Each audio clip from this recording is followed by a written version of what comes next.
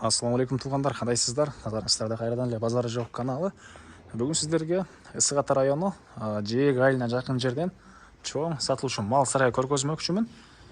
Кант шаарынан анча деле алыс эмес жерде жайгашкан. Мынакей бул мал сарайыбыздын көрүнүшү, бул жакта үйү, 3 фазалуу электр энергиясы, суусу баары бар экен. Видеону аягына чейин көрүңүздөр. Азыр сиздерге бул жака келүү жолун көргөзүп, чоң жолдон видеону баштайын туугандар. Мал сарайга баруу үчүн сиздер Кант шаарынын чыгыш тарабына карай жүрсөңүздөр, биринчи айыл Димитровка айыл Кант шаарынын чыгыш тарабындагы ошонун мектебинин жанындагы көчө менен өйдө карай жүрөсүздөр. Жүрүп барсаңыздар Жээк айылын өтсөңүздөр эле сол тарапта мал сарай жайгашкан. Анан бул жерден түз Бишкек шаарына карай жүргөн маршруткалар көп эле бар экен туугандар. Так, дагы эмне маалымат? Эми калган маалыматты мал сарайга жетип берейин. Туугандар, келүү жолун түшүндүргөнчү бүгүнкү чыгыштагы мал сарайга да жетип келип калдым. Бул мал сарайыбыздын көчө тараптан көрүнүшү. Жайгашкан жерин жана видеонун башында түшүндүрдүк. Бул жагы Жээк айылы, өйдө жагы Гагарин айылы болуп калат. Ысык Ата районуна караштуу экөөнүн ортосунда жалаң ушундай мал сарайлар жайгашкан. Ошол мал сарайлар арасында мынакей бүгүнкү чыгыштагы мал сарай дагы бар туугандар. Так. Анан жалпысынан жердин аянты 15 соток. Документи боюнча кызыл китеби бар экен туугандар. Так, эң эле түндүк чек бул жерден. Түндүк чек бул жерден. Түштүк чек бул забор бүткөн жерге чейин. Анан дарбаза көрүп турасыздар туугандар. Так. Анан эгер дагы бир аз жер керек десеңиздер, бул кошуна пустой участок экен. Ал дагы сатып аткан учур, ал жөнүндө келгенде дагы толугураак сурап билсеңиздер болот туугандар. Электр энергиясы бар, жана 3 фазалуу. Электр энергиясы бар, 3 фазалуу, суусу бар, скважина чыгарылган туугандар. Так, транспорт менен келсеңиздер, көчө тарабынан мынакей кенен эгер чоңураак жем же атал алып келеби, же койду жүктөп кетесиздерби, кайрылганга мынакей туугандар. Көчөлөрү кенен эле. Андан ары курасына кирип калган маалыматтар берейин. Чыгыш тарабындагы бош айдоо жерлер, негизи жер эме эгилген, беде ушу сыяктуу чөп эгилген. Батыш тарабында ушундай айдоо жерлер, чөп, анан жемден деле проблема жок. Ушул теречеден эле баарын алсаңыздар болот туугандар. Алыска машинеңиздер менен чөпкө урбайсыздар, ушул теречеден эле чөп алат экен. Так, андан ары киргенде мынакей бул короосу. Бул короосу аудиториясы жашк болгон. Бул жакта мына азыркы учурда 36га 20 болгон чоң мал сарай, койго расчет алып монтип азыркы салынган. Мынакей койго расчет алып салынган. Так.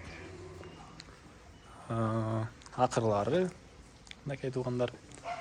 Так, чөп салган жери өзүнчө экен мына туугандар. Чөп салган жери өзүнчө. Жем салган жери өзүнчө. Мынакей бул жакта андай акырлар жемге өзүнчө.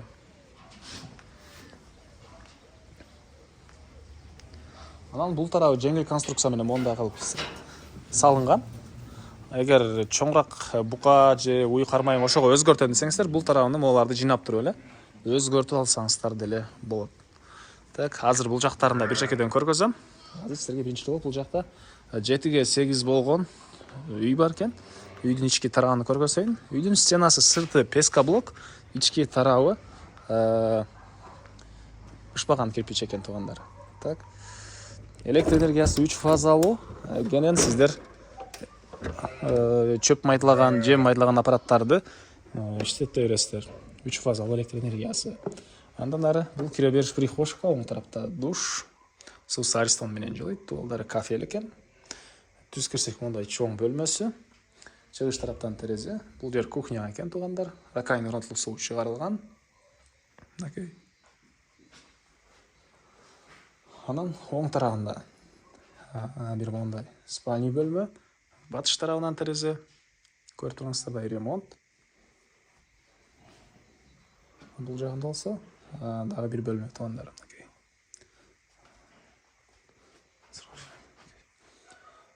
Бул жактагы Жээк айылынан анча деле алыс эмес. Эгер балдарыңыздар болсо, мектепке, ошол садиктерге, ошол айылга барып келе алат туугандар, анча деле алыс эмес.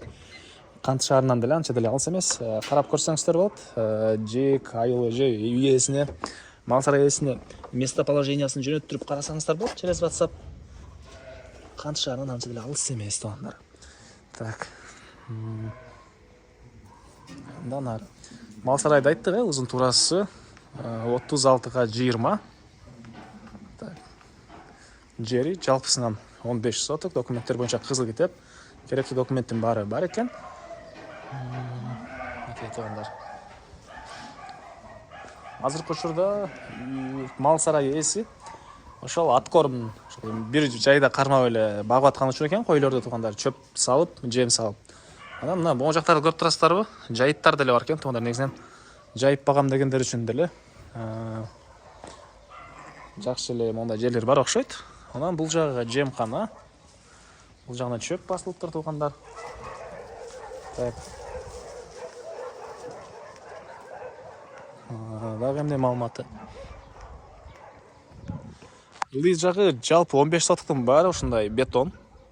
Бетон экен туугандар. Так. Анан эң эле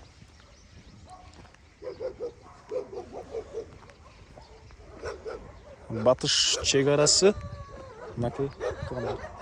О дарактарга чейин, бетон бүткөн жерге чейин, андан ары суу агып турган учуру дарыя чакан. Так. Дагы эмне маалымат? Жана айткандай, түштүк чек арасы туугандар мына могу жерге чейин. Эми онун бери жагы бош дагы 15 сотук бош жер. Бул дагы өзүнчө сатылып аткан үчүн кааласаңыздар мында кошуп бирге алып алсаңыздар болот экен туугандар. Бул сарай үйдүн баасы $75,000 сурап атыптыр. Анан дагы сүйлөшүү болот туугандар. Келип көрүңүздөр, звонок кылып сүйлөшүп көрүңүздөр. Анча-мынча маалымат калган болсо, ээси менен биргеликте байланышып билсеңиздер болот. Ээсинин номери экранда жана описанияда жазылып турат туугандар. Анан ушундай мал сарай издеген дос туугандар менен видеону бөлүшүп кетиңиздер. Ал нерсе мал сарай ээсине жана мал сарай издеген кишиге дагы чоң жардам болот туугандар.